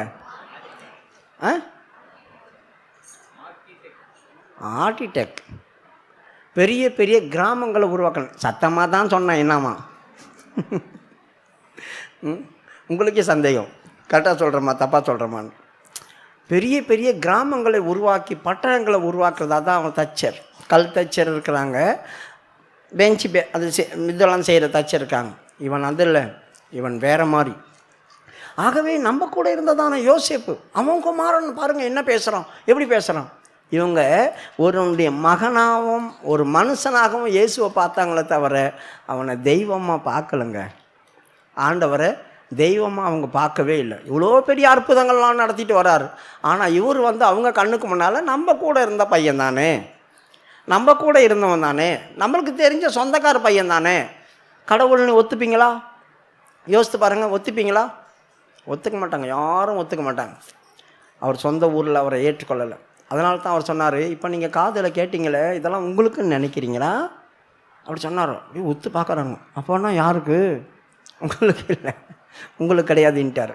அப்படிமா கீழே அவர்களை நோக்கி, வைத்தியனே உன்னைத்தானே குணமாக்கிக்கொள் என்கிற பழமொழியை சொல்லி நாங்கள் கேள்விப்பட்டபடி கப்பர் நகுமூரில் உன்னால் செய்யப்பட்ட கிரியைகள் எவைகளோ அவைகளை உன் ஊராகிய இவ்விடத்திலும் செய் என்று நீங்கள் என்னுடன் சொல்லுவீர்கள் என்று. இப்போ என்ன சொல்றாங்க? எப்பா ஊர் ஊரா போய் அற்புதம் செஞ்சுட்டு வந்தியே, எல்லா இடங்கள்லையும் கப்பர் நகுமெல்லாம் போயிட்டு நீ பயங்கரமான அற்புதங்களையும் அடையாளங்களையும் செய்துட்டு வந்த, இங்கே செய்யதை நாங்கள் பாரு எவ்வளோ கஷ்டப்பட்டுக்கிறோம், நாங்கள் பாரு எவ்வளோ பிரச்சனையில் இருக்கிறோம், நாங்கள் பாரு எவ்வளோ போராட்டத்தில் இருக்கிறோம், எங்களுக்கு செய் அப்படி சொல்கிறாங்க. அதனால தான் வைத்தியனே முதலாவது உன்னை நீ சொஸ்தமாக்க அப்படி சொன்ன என்ன அர்த்தம்? வைத்தியனே முதலாவது உன்னை படிமா மறுபடியும் அதை. அவர்களை நோக்கி, வைத்தியனே உன்னைத்தானே குணமாக்கிக்கொள். வைத்தியனே உன்னைத்தானே குணமாக்கிக்கொள் அப்படி சொன்ன என்ன அர்த்தம்? உங்கள் ஊர்லேயே எவ்வளோ பேர் முடியாமல் இருக்கிறாங்க, கண்ணு தெரியாமல் இருக்கிறாங்க, சப்பானிகளாக இருக்கிறாங்க, போராட்டம் இருக்கிறாங்க, பிசாசு பிடிச்சிருக்குது. இவர் இந்த ஊரை விட்டு இன்னொரு ஊருக்கு போகிறார் சுகமாக்க. ஊரை சரிப்படுத்தியா அப்புறமா அங்கே போவேன் அப்படின்னு அவங்க பழமொழி சொல்கிறாங்க. அதைத்தான் ஆண்டவர் அங்கே சொல்லி காட்டுறாரு. அப்படி நீங்கள் பழமொழி சொல்கிறீங்களே அப்படி சொல்லிட்டு தான் அடுத்த வசனத்தை சொல்கிறார். ஊர் ஊரா சுகமாக்குற, இங்கே சுகமாக்கு, கப்பர் நகுமெல்லாம் போய் சுகமாக்குறீ, இங்கே சுகமாக்கு அப்படின்னு நீங்கள் சொல்கிறீங்களே. ஆனாலும் தீர்க்கதரிசி ஒருவனும் தன் ஊரிலே அங்கீகரிக்கப்பட மாட்டான் என்று மெய்யாகவே உங்களுக்கு சொல்லுகிறேன். அன்றியும் எலியாவின் நாட்களிலே 3 வருஷமும் 6 மாதமும் வானம் அடைபட்டு. நல்லா கவனிங்க, எங்கே இருக்கிறதான காரியத்தை எங்கே கொண்டு வராரு பாருங்க. தீர்க்கதரிசி ஆகிய எலியா எருசலேமில் இருந்தான், இஸ்ரவேலில் இருந்தான். அவனை யாரும் தீர்க்கதரிசின்னு அங்கீகரிக்கலை அந்த நாட்களில். ஏன்னா அற்புதம் அடையாளம் கொஞ்சம் தான் நடந்துட்டு இருக்குது. இப்போது அவனை யாரும் ஏற்றுக்கொள்ள, அவன் சொல்கிற வார்த்தையை அவனை அங்கீகரிக்கலை. இவன் யார்? கீழே ஆற்றுல பிறந்தா பிஸ்பையனா ஏலியா? இவனை பற்றி நம்மளுக்கு தெரியாதா? இவங்க அப்பனை தெரியும், இவங்க தாத்தாவை தெரியும், இவங்க பாட்டனை தெரியும், இவன் சித்தப்பனை தெரியும், அப்படி தான் சொல்லிட்டு இருப்பாங்க.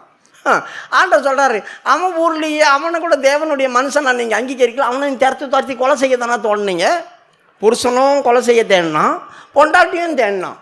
நாளைக்கு இந்த நேரத்தில் அவன் உயிரை நான் எடுப்பேன் அப்படி சொல்லி சவால் விட்டா இல்லையா? அதனால தான் போய் அவன் அப்படியே சூரச்சேரியில் படுத்துக்கிட்டான். எப்போ நான் ஒண்டி தான் இருக்கிறேன், என்னையும் கொலை பண்ண தேடுறாங்க. யோசித்து பாருங்கள். ஒருத்தன் வரான், தேவனுடைய மனுஷனே உன்னை ராஜா கூப்பிட்றாரு. நான் தேவனுடைய மனுஷனானால் வானத்திலேருந்து நெருப்பி இறங்கி உன்னையும் 50 பேரையும் சாப்பிட்டோம். அத்தனை பேரையும் படிச்சுது. இவ்வளோ பெரிய பயங்கரமான ஆள், ஆனால் ஒரு பொம்பளைக்கு பயப்படுறாரு.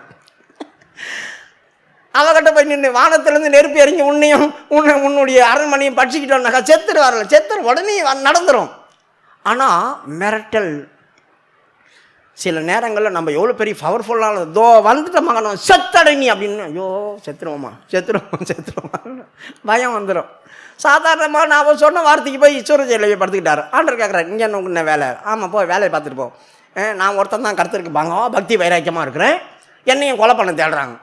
அப்போ ஆண்டர் சொன்ன, டேய் பாகாலை முத்தம் செய்யாத 7000 பேரை நான் ஒழிச்சு வச்சுக்கிறேன், பெரிய இவருக்கு நான் மட்டும் தாங்கிறேன் ஆனால் ஏன் அப்படி சொன்னார். சில நேரங்களில் எவ்வளோ பவர்ஃபுல்லான ஆளாக இருந்தால் கூட சில காட்சிகள் சில காரியங்கள் நம்மளை சோர்வடைய பண்ணும். அதனால் நாம் சரியான நிலவரத்தில் என்ன செய்யணும்? இருக்கணும். படிமா இப்போ அந்த வசனத்தை மறுபடியும். அன்றியும் எலியாவின் நாட்களிலே 3 வருஷமும் 6 மாதமும் வானம் அடைப்பட்டு தேசமெங்கும் மிகுந்த பஞ்சம் உண்டாயிருந்த போது.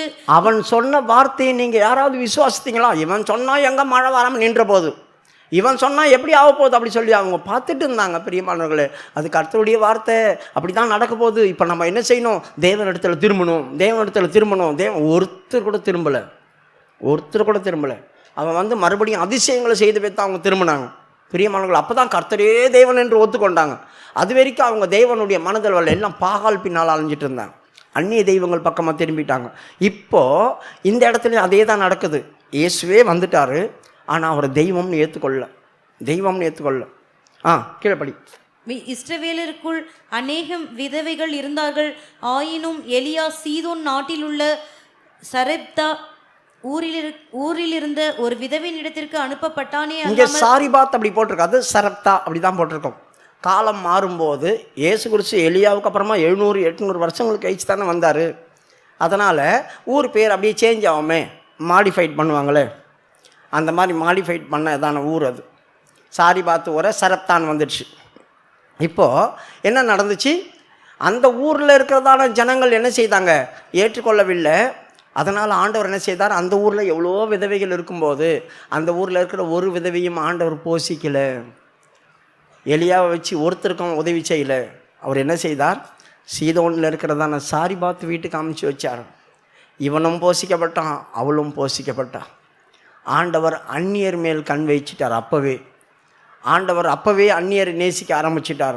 நீங்கள் ஏற்றுக்கொள்ள மாட்டீங்க, அவள் அந்நிய தெய்வங்களை வணங்குறோம் தான், ஆனால் இந்த தெய்வத்து மேலே பயம் இருந்துச்சு. அவள் வெளியால் தான், ஆனால் இந்த தெய்வத்தை அவள் நேசித்தா. எலியாவின் தேவன் யாருன்னு அவளுக்கு தெரிஞ்சிருந்தது. அதனால தான் அவள் வார்த்தையை அப்படியே நம்பினான். அதுக்கு தாங்க சொன்னாங்க. அடுத்தது, சரப்தா ஊரில் இருந்த ஒரு விதவையின் இடத்திற்கு அனுப்பப்பட்டானே அல்லாமல் மற்றொருத்தி இடத்திற்கும் அனுப்பப்படவில்லை. அல்லாமலும் எலிசா தீர்க்கதரிசியின் காலத்திலே போதும். இந்த ஒரு காரியம் எலியா இருந்த நாட்களில். ரெண்டாவது இன்னொரு தீர்க்கதரிசி வல்லமையாக எழுமணும், அவன் தான் எலிசா. அவன் இருந்த நாட்கள்லையும் அந்த ஊரில் எத்தனையோ குஷ்டரோகிகள் இருந்தாங்க. இஸ்ரவேலில் எத்தனையோ குஷ்டரோகிகள் இருக்காங்க. ஆனால் தீருலேருந்து ஒருத்தன் வந்தான், அசிரியா தேசத்துலேருந்து வந்ததான ஒரு தளபதி குஷ்டரோகியா சுகமாயிட்டு போயிட்டான். அப்பவும் இந்த ஊருக்குள்ளே யாரும் சுகமாக்கலை. ஏன்னா எலிசாவையும் அவங்க நம்பலை. இவன் இதெல்லாம் அற்புதம் செய்வான், அவங்க விசுவாசிக்கலை. ஆனால் எவனோ ஒருத்தன் விசுவாசித்து வந்தான், ஒரு சின்ன பொண்ணு சொல்கிறத கேட்டு. நீங்கள் நம்புவீங்களா? உங்கள் வீட்டில் ஒரு வேலைக்காரி இருக்கிறா. அந்த வேலைக்காரி சின்னோண்டு பொண்ணு, அவளை எங்கேயோ அடிமையாக புஷ்ணு வந்துட்டீங்க. அவள் வேலை செய்துக்கும் போது உங்களுக்கு ஒரு பிரச்சனை, கையெல்லாம் இழுத்துட்டு போயிடுச்சுன்னு வைங்க, ஸ்ட்ரோக்கு எம்மா அங்கே ஒரு பிரதர் இருக்கிறாரு, அங்கே போனீங்கன்னா எண்ணெய் பூசி ஜெபம் பண்ணுவார். கீச்சார் எண்ணெய் பூசி ஜெபம் பண்ணுவார். நம்ம சின்ன பொண்ணு. இப்போ உங்கள் வீட்டில் ஒரு ஆள் சொல்லுது, அந்த பொண்ணை சொல்கிறா, அங்கே ஒரு காரியம் நடக்குமா, போய் பார்த்துறோம்மா. ஏய், அறிவு இருக்கு அவனுக்கு, அவளே அடிமையாக புஷ்ணு வந்திருக்கிறோம், சின்ன பிள்ளை, அவள் பேச்செல்லாம் கேட்குறியே அப்படி சொன்னான். அவன் யோசித்து பாருங்கள், அந்த சின்ன பிள்ளைடைய வார்த்தையை நம்பணும். ஆமாம், கர்த்தர் அங்கே கிரியை செய்வார். உடனே ராஜா கிட்ட சொல்கிறான், எங்கள் வீட்டில் இருக்கிற புள்ள இப்படி சொல்லுது, எனக்கு ஒரு கடிதம் கொடுங்க. கடிதத்தை அவன் என்ன பண்ணான், நேராக எடுத்துகிட்டு போய் அந்த ராஜா கிட்ட ஊற்றுறான். ராஜா பிரித்து படிக்கிறான். நான் ஒரு குஷ்டரோகியை அனுப்புவேன், அந்த குஷ்டரோகி நீ சொஸ்தமாக்கி அனுப்பு. உடனே சட்டி டபக்குன்னு கீழ்ச்சிக்கிட்டார். நான் தேவனா, இந்த ஆள் நம்மக்கிட்ட சண்டைக்கு போகிறதுக்கு இன்னும் டேலண்ட்டாக வராமத்தியா, நான் எப்படியா குஷ்டரோகியை சுகமாக்க முடியும்? சர்ச்சை கீழ்ச்சிக்கிட்டார். உடனே அதை எலிசா கிட்ட போய் சொல்கிறாங்க. எலிசா, அவன் ஏன் சட்டை கீழ்ச்சா, என்கிட்ட அனுப்பிவிடு. பாருங்க, அந்த ஊருக்குள்ளே இருக்கிற ராஜா விசுவாசிக்கல இங்கே ஒரு வல்லமையான தீர்க்கதரிசி இருக்கிறான் அப்படின்ட்டு. அவனால் செய்ய முடியாத காரியம் ஒன்றுமே இல்லைன்னு அவனால் விசுவாசிக்க முடியல. எவனோ ஒருத்தன் எந்த ஊர்லேருந்து விசுவாசிக்கிறான். அதை தான் அங்கே 2 காரியத்தை மென்ஷன் பண்ணுறார் ஆண்டவர். ஒன்று இந்த சாரிபாத் உடைய விதவை, ரெண்டாவது இந்த நாகமான் குஷ்டரோகி. இவங்க 2 பேருக்குமே அவங்க சொந்த ஊரில் எதுவுமே நடக்கலை, வெளியூர்லேருந்து வந்தவங்களுக்கு அற்புதம் நடந்து போயிட்டாங்க. அப்படி தான் நடக்கும். அப்போன்னா அவங்களுக்கு ஒன்றுமே நடக்காது. இதை கேட்ட உடனே அந்த ஊருக்காரங்களுக்கு வந்துச்சு பாருங்க ஆத்திரம். அவன் பல்ல கடிச்சிக்கிட்டு ஆண்டவர் உக்காந்து நின்றாரு பாருங்க. அவரை வெளியே போட தரன்னு பிடிச்சின்னு வந்து யாரெல்லாம் இருந்திருப்பாங்க யோசித்து பாருங்க. அவர் சொந்த ஊர், அவர் வளர்ந்த ஊர், அவங்க சொந்தக்காரங்களாம் இருந்திருப்பாங்க. எல்லாரும் அடிச்சு தூக்கிட்டு வராங்க. எங்கே? செங்குத்தான ஒரு இடத்துக்கு. எதுக்கு? மேலே அந்த கீழே தள்ளி, தலை கீழே தள்ளி சாவடிக்கிறதுக்கு. யோசித்து பாருங்கள், எப்படிப்பட்டதான காரியம். சொந்த ஊர் ஜனங்களே அவரை கொண்டு வந்துட்டாங்க, மேலேருந்து கீழே தள்ளி சாவடிக்க பார்த்தாங்க. அவர்கள் கண்களுக்கு மறைஞ்சு போயிட்டார், காணாத போயிட்டார், மறைஞ்சு தேடி இருப்பானுங்க, எங்கே போனா அப்படின்னு சொல்லிட்டு.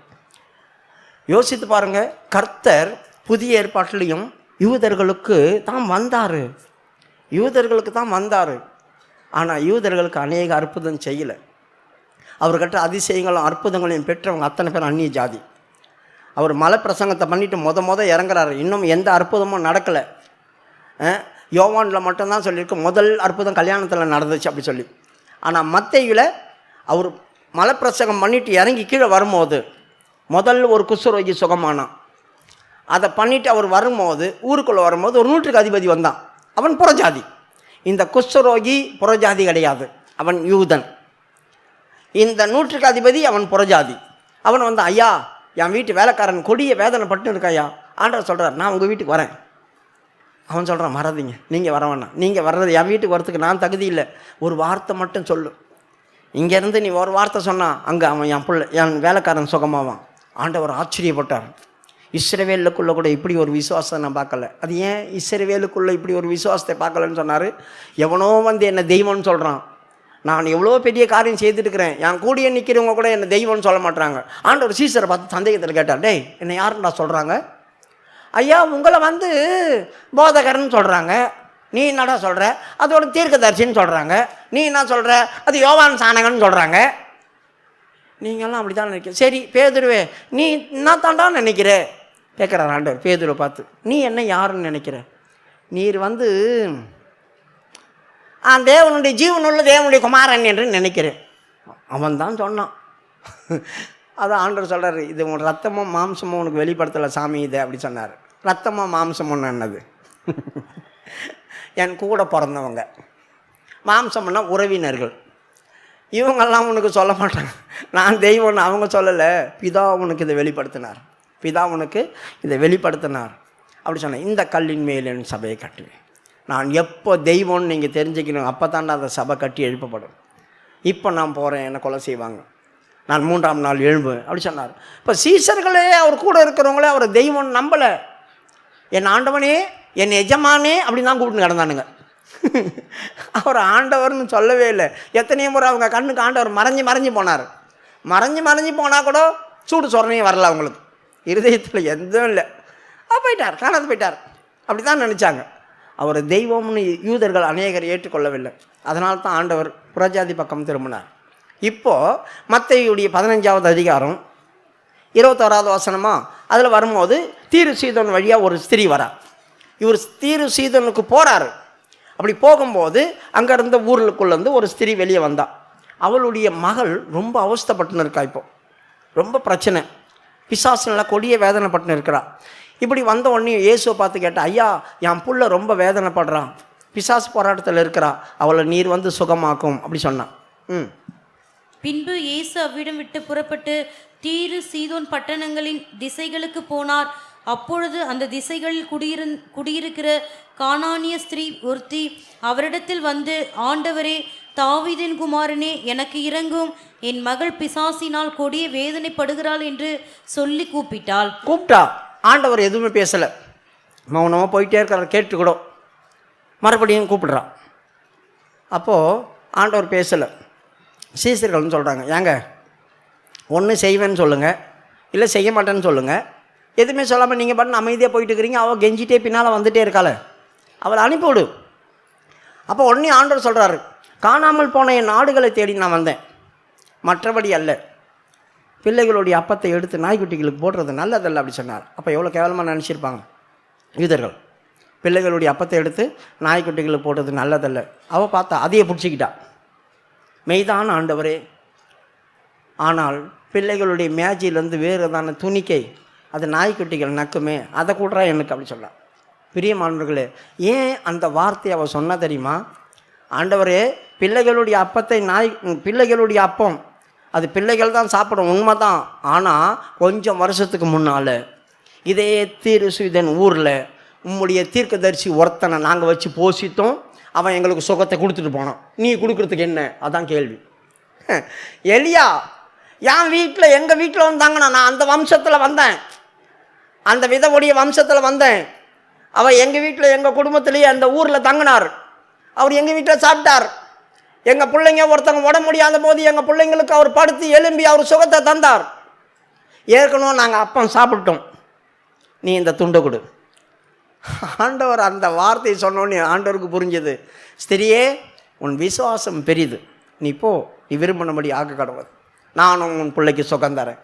அதாங்க அதோடைய அர்த்தம். பிள்ளைகளுடைய அப்பத்தும் துணிக்கைகள் நாய்க்குட்டிகள் சாப்பிடுமே, அது கொடு. ஏற்கனவே நாங்கள் சாப்பிட்டு பழகியிருக்கிறோம், சும்மா ஒன்றையும் கேட்கல. ஏற்கனவே ஒரு இடத்துல சாப்பிட்ருக்கோம், இப்போ சாப்பிட்றதுக்கு எங்களுக்கு உரிமை இருக்கும், கொடு. எவ்வளோ பெரிய காரியம்! அதாங்க தேவ திட்டம். சாரிபாத்துடைய விதவியும் தேவ திட்டம்ன்றது சாதாரணமானல.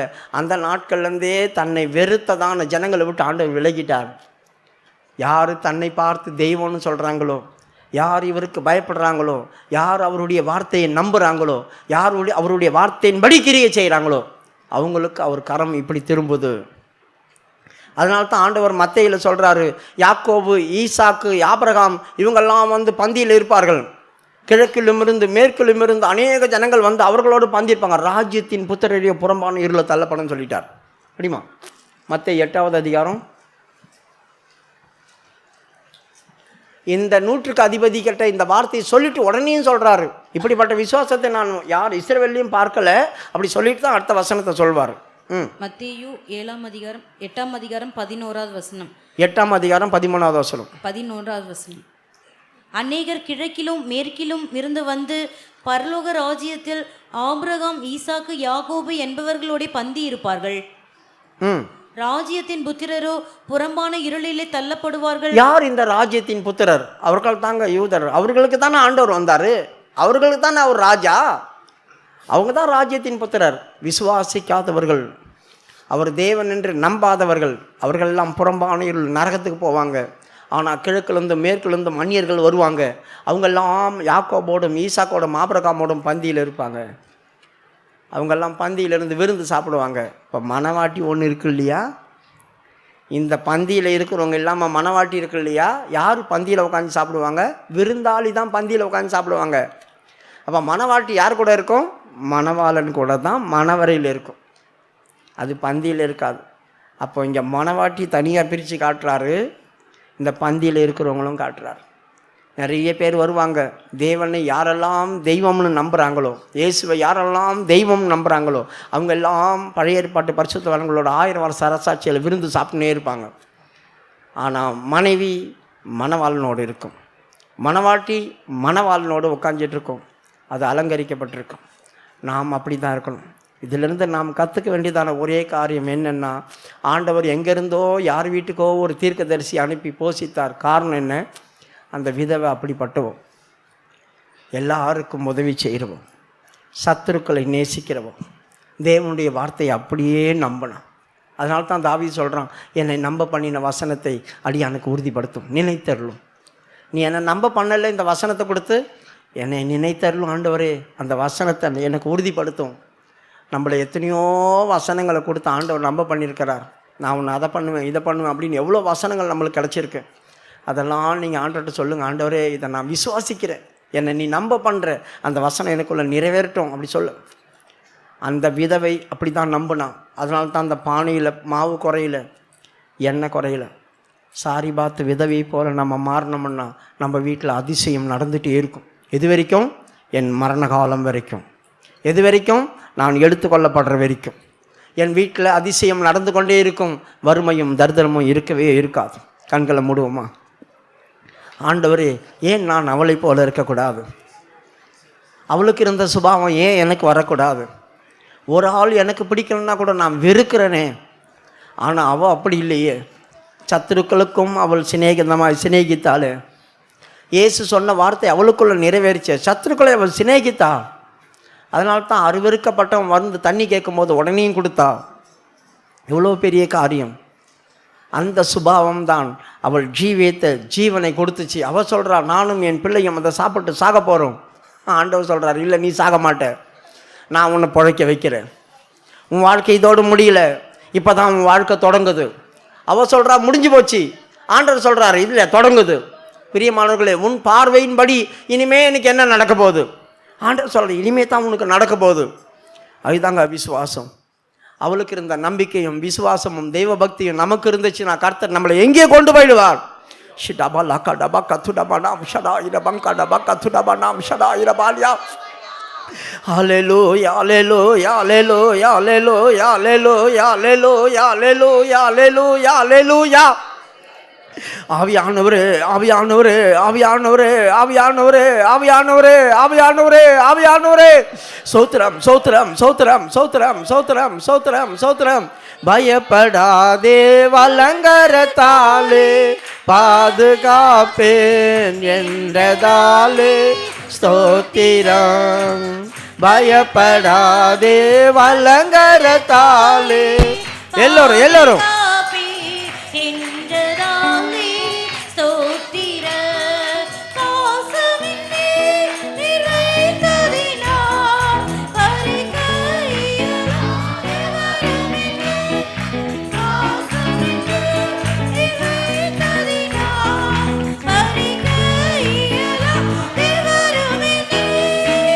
பயப்படாதே வலங்கரத்தாலே பாதுகாப்பேன் என்றதாலே ஸ்தோத்திரம். பயப்படாதே வலங்கரத்தாலே பாதுகாப்பேன் என்றதாலே ஸ்தோத்திரம். பாசமின்றி நிர்வைத்ததினால் பறிக்க இயலா எவருமில்லை. பாசமின்றி சிதபல கடபக்கதுடாயிர பாலியா.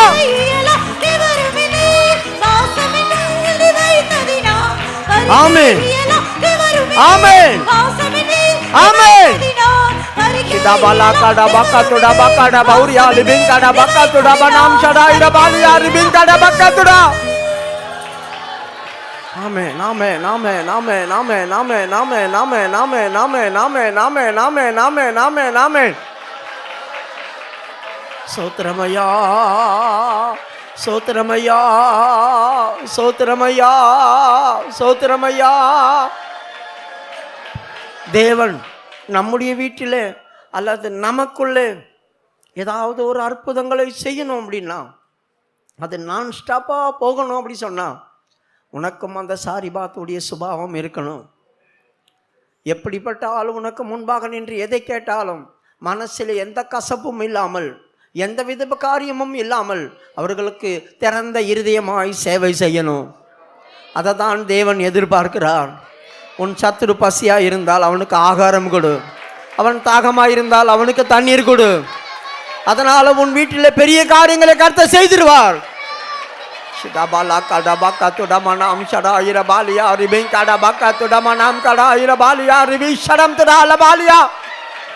ஆவியானவரே அல்லேலூயா அல்லேலூயா அல்லேலூயா அல்லேலூயா. ஆமென் ஆமென் ஆமென் ஆமென் ஆமென் ஆமென் ஆமென். பிரியமானவர்களே, எலியாவை அவள் அந்நியனாய் பார்க்கவில்லை. அப்படி இருந்திருந்தால், எதிராளியாய் பார்த்திருந்தால் சாப்பாடும் தண்ணியும் கொடுத்து அவளை அனுப்பியிருப்பா, வீட்டுக்குள்ளே வச்சிருக்க மாட்டா. ஆனால் அவளுடைய இருதயம் அப்படிப்பட்ட இருதயம் அல்ல. அவள் அவனை வீட்டுக்குள்ளே வைத்திருந்தா. அவளுடைய இருதயமும் இவனுடைய இருதயமும் ஒத்திருந்தது. கசப்பு இருந்திருந்தால் அந்த வீட்டில் இருந்திருக்க முடியாது. விரோதம் இருந்திருந்தால் அந்த வீட்டில் இருந்திருக்க முடியாது. இவன் ஜபித்தால் அவனுடைய காரியங்களை பார்த்து அவள் வேதனைப்பட்டு கொண்டிருப்பாள். அவனுடைய தேவனை அவள் வேண்டுதல் செய்து கொண்டிருப்பாள். இடரில் வரவே வந்தாராத அளவுக்கு அவள் மாற்றி கொண்டாள் தன்னை. அவன் என்னெல்லாம் செய்கிறானோ அதற்கெல்லாம் தன்னை சார்ந்து ஒத்து கொடுத்து போனாள். ஆகவே தான் கர்த்தர் அவள் வீட்டிலே எலியாவை அனுப்பினார். அவள் கர்த்தருடைய பார்வையிலே விசேஷமானவளாய் தெரிந்தார். அவள் கர்த்தருடைய பார்வையிலே விசேஷமானவளாய் தெரிந்தாள்.